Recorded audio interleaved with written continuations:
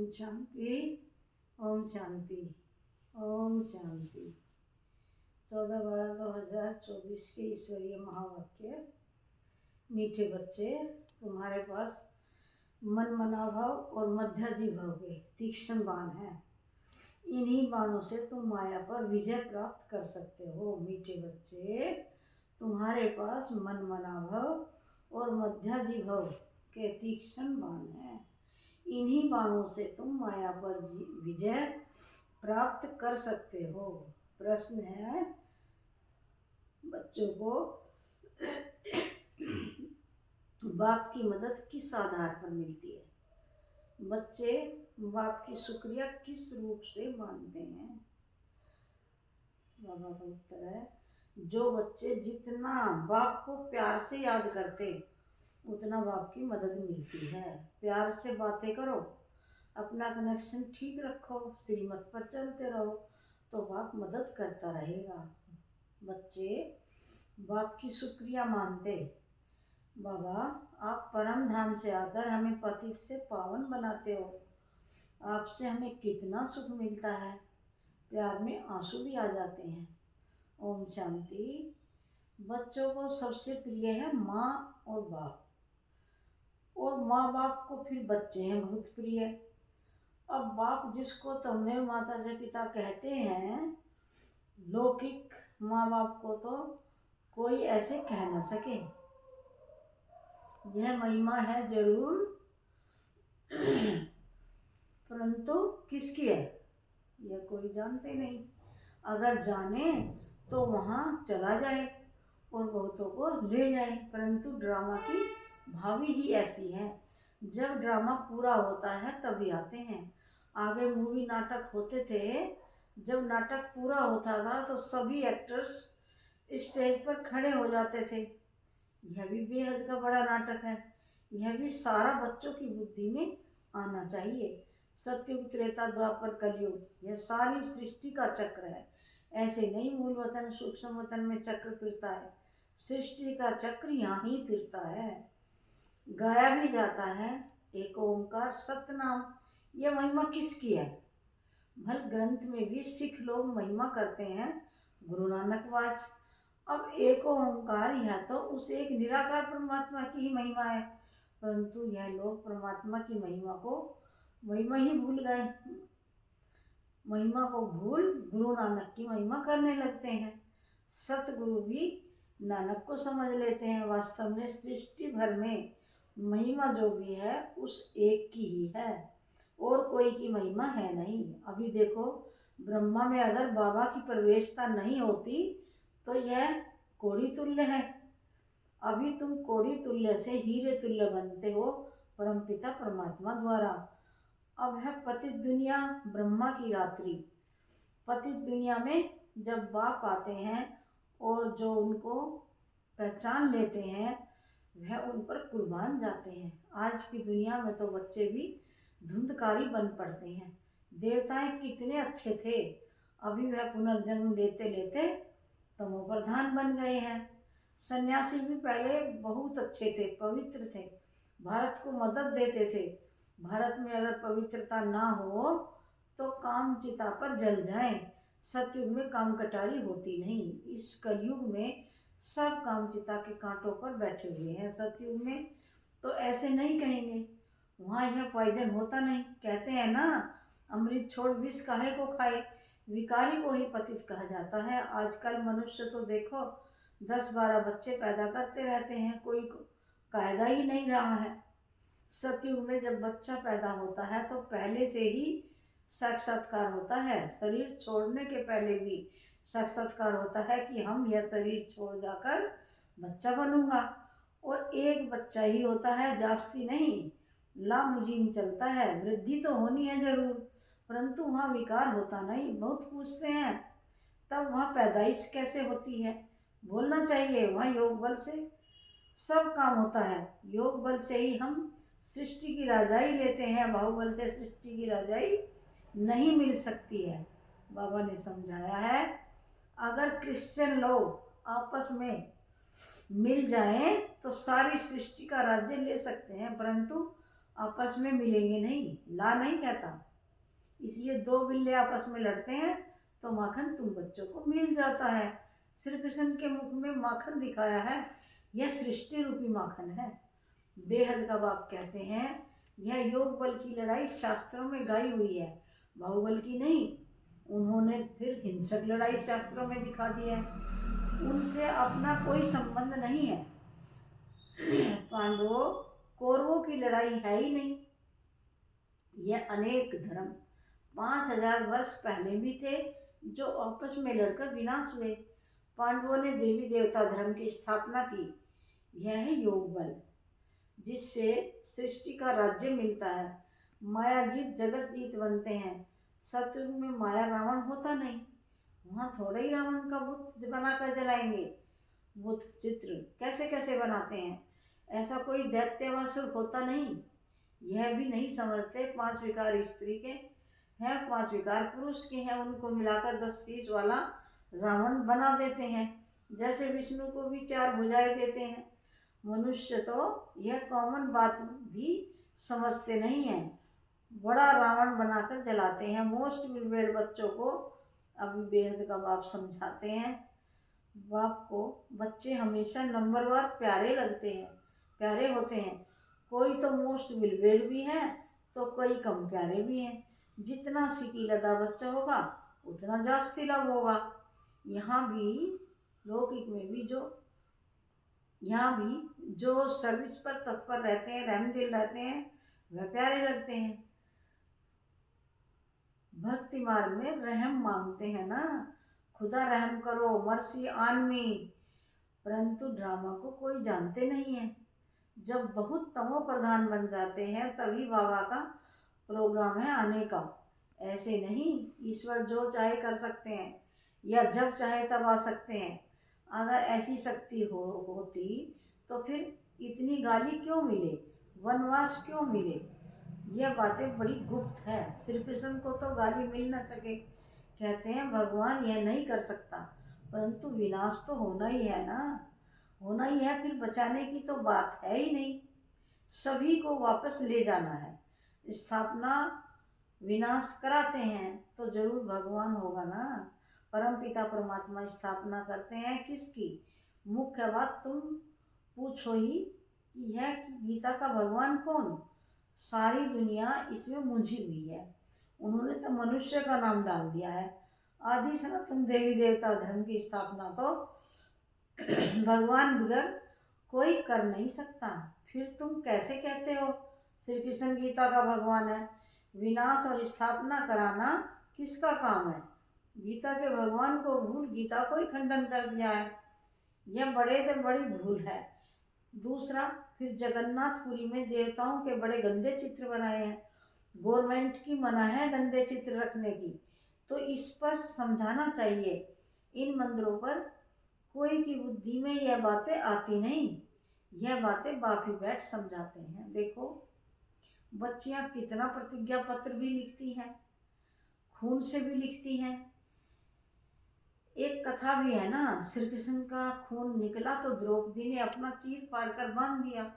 यह लव है ना, तुम्हारा लव है शिव बाबा के साथ। इनका ब्रह्मा का खून निकल सकता है, इनको दुख हो सकता है, लेकिन शिव बाबा को कभी दुख नहीं हो सकता, क्योंकि उनको अपना शरीर तो है नहीं। श्री कृष्ण को अगर कुछ लगे तो दुख होगा ना, तो उनको फिर परमात्मा कैसे कह सकते। बाबा कहते मैं तो दुख सुख से न्यारा हूँ। हाँ, बच्चों को आकर सदा सुखी बनाता हूँ। सदा शिव गाया जाता है, सदा शिव सुख देने वाला कहते हैं। मेरे मीठे मीठे से गिलदे बच्चे जो सपूत हैं, ज्ञान धारण कर पवित्र रहते हैं, सच्चे योगी और ज्ञानी रहते हैं, वे मुझे प्यारे लगते हैं। लौकिक बाप के पास भी कोई अच्छे बच्चे, कोई अच्छे कोई बुरे बच्चे होते हैं। कोई कुल को कलंक लगाने वाले निकल पड़ते हैं, बहुत गंदे बन जाते हैं। यहाँ भी ऐसे हैं। आश्चर्यवत बच्चा बनंती सुनंती कथंती फिर फारकती देवंती। इसलिए ही निश्चय पत्र लिखवाया जाता है, तो वह लिखत फिर सामने दी जाएगी।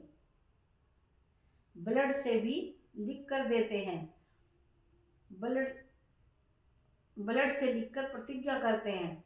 आजकल तो कसम भी उठवाते हैं, परंतु वह है झूठा कसम। ईश्वर को हाजिर नाजिर जानना अर्थात यह भी ईश्वर है, मैं भी ईश्वर, कसम उठाता हूँ। बाप कहते हैं अभी तुम प्रैक्टिकल में हाजिर नाजिर जानते हो। बाबा इन आंखों रूपी खिड़कियों से देखते हैं, यह पराया शरीर है, लोन पर लिया है ब्रह्मा बाबा का। तो बाबा किराएदार है, मकान को काम में लाया जाता है ना, तो बाबा कहते हैं मैं यह तन काम में लाता हूँ। बाबा इन खिड़कियों से देखते हैं, हाजिर नाजिर है। आत्मा जरूर आर्गन से ही काम लेगी ना, मैं आया हूँ तो जरूर सुनाऊंगा ना। आर्गन्स यूज करते हैं तो जरूर किराया भी देना पड़ेगा ब्रह्मा बाबा को। तो तुम बच्चे इस समय नर्क को स्वर्ग बनाने वाले हो, तुम रोशनी देने वाले, जागृत करने वाले हो, और तो सब कुंभकर्ण की नींद में सोए पड़े हैं। तुम माताएं जगाती हो, स्वर्ग का मालिक बनाती हो। इसमें मेजोरिटी माता की है, इसलिए वंदे मातरम कहा जाता है। भीष्म पितामह आदि को भी तुमने ही बाण मारे हैं। मन मनाभव मध्य भव का बाण कितना सहज है, इन्हीं बाणों से तुम माया पर जीत पा लेते हो। तुम्हें एक बाप की याद, एक की श्रीमत पर ही चलना है। बाप तुम्हें ऐसे श्रेष्ठ कर्म सिखलाते हैं जो 21 जन्म कभी कर्म कूटने की दरकार ही ना पड़े। तुम एवर हेल्दी एवर वेल्दी बनते हो। अनेक बार तुम स्वर्ग के मालिक बने हो, राज्य लिया और फिर गंवाया है। तुम ब्राह्मण कुलभूषण ही हीरो हीरोइन का पार्ट बजाते हो। ड्रामा में सबसे ऊंचा पार्ट तुम बच्चों का है। तो ऐसे ऊंच बनाने वाले बाप के साथ बहुत लव चाहिए।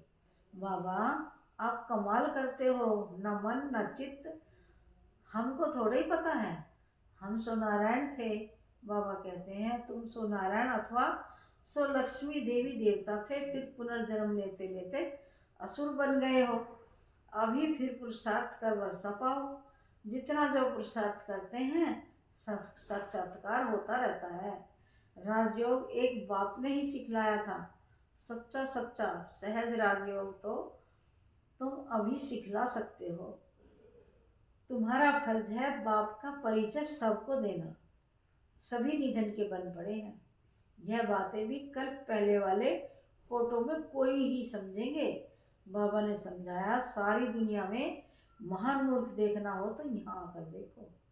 बाप जिसने 21 जन्म का वर्षा मिलता, बाप जिनसे 21 जन्म का वर्षा मिलता, उनको भी फारकती दे देते हैं। यह भी ड्रामा में नूंद है। अभी तुम स्वयं ईश्वर की औलाद हो, फिर देवता क्षत्रिय वैश्य शूद्र की औलाद बनेंगे।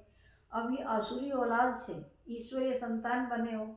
बाप परमधाम से आकर पतित से पावन बनाते हैं तो कितना शुक्रिया मानना चाहिए। भक्ति मार्ग में भी शुक्रिया करते रहते हैं, दुख में थोड़े ही शुक्रिया मानेंगे। अभी तुमको कितना सुख मिलता है तो बहुत लव होना चाहिए। हम बाप से प्यार से बातें करेंगे तो क्यों नहीं सुनेंगे। कनेक्शन है ना। रात को उठकर बाबा से बातें करनी चाहिए। बाबा अपना अनुभव बतलाते रहते हैं, मैं बहुत याद करता हूँ। बाबा की याद में आंसू भी आ जाते हैं। हम क्या थे, बाबा ने क्या बना दिया है। तत्व तुम भी वह बनते हो। योग में रहने वालों को बाबा मदद भी देते हैं। आप ही आँख खुल जाएगी, खटिया हिल जाएगी, बाबा बहुतों को उठाते हैं। बेहद का बाप कितना रहम करते हैं। तुम यहाँ क्यों आए हो? कहते हो बाबा भविष्य में श्री नारायण को वरने की शिक्षा पाने आए हैं, अथवा लक्ष्मी को वरने लिए यह इम्तिहान पास कर रहे हो। कितना वंडरफुल स्कूल है, कितनी वंडरफुल बातें हैं। बड़े से बड़ी यूनिवर्सिटी है, परंतु गोल्डी यूनिवर्सिटी नाम रखने नहीं देते हैं। एक दिन जरूर मानेंगे, आते रहेंगे, कहेंगे बरोबर कितनी बड़ी यूनिवर्सिटी है। बाबा तो अपने नैनों पर बिठाकर तुमको पढ़ाते हैं। कहते हैं तुमको स्वर्ग में पहुंचा देंगे। तो ऐसे बाबा से कितनी बातें करनी चाहिए।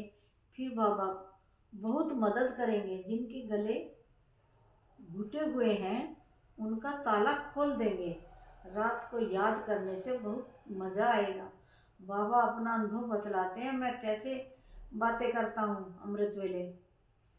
बाप बच्चों को समझाते हैं, खबरदार रहना, कुल को कलंकित नहीं करना, 5 विकार दान में दे, फिर वापस नहीं लेना। अच्छा, मीठे मीठे सिकी हृदय बच्चों प्रति माता पिता बाप दादा का याद प्यार और गुड मॉर्निंग। रूहानी बाप की रूहानी बच्चों को नमस्ते। हम रूहानी बच्चों की रूहानी माता पिता बाप दादा को नमस्ते, याद प्यार, गुड मॉर्निंग और नमस्ते नमस्ते। धारणा के लिए मुख्य सार। पहली पॉइंट है, बाप का प्रिय बनने के लिए रहम दिल बन सर्विस पर तत्पर रहना है। सपूत आज्ञाकारी बन सच्चा योगी व ज्ञानी बनना है। सेकंड पॉइंट, अमृत वेले उठ बाप से बहुत मीठी मीठी बातें करना है। बाप का शुक्रिया मानना है। बाप की मदद का अनुभव करने के लिए मोस्ट बिलवेड बाप को बड़े प्यार से याद करना है। प्यारे बाबा का वरदान है, सदा उमंग उत्साह में रह, मन से खुशी के गीत गाने वाले अविनाशी खुश नसीब भव। सदा उमंग उत्साह में रह, मन से खुशी के गीत गाने वाले अविनाशी खुश नसीब भव। सार है, आप खुश नसीब बच्चे अविनाशी विधि से अविनाशी सिद्धियां प्राप्त करते हो। आपके मन से सदा वाह वाह की खुशी के गीत बजते रहते हैं। वाह बाबा, वह तकदीर, वह मीठा परिवार, वह श्रेष्ठ संगम का सुहाना समय, हर कर्म वाह वाह के है, वाह वाह है। इसलिए आप अविनाशी खुश नसीब हो। आपके मन में कभी वही आई क्यों मैं नहीं आ सकता, वही के बजाय वाह वाह और आई के बजाय बाबा बाबा शब्द ही आता है। प्यारे बाबा का स्लोगन है, जो संकल्प करते हो उसे अविनाशी गवर्नमेंट की स्टैंप लगा दो तो अटल रहेंगे। जो संकल्प करते हो उसे अविनाशी गवर्नमेंट की स्टैंप लगा दो तो अटल रहेंगे। ओम शांति, ओम शांति।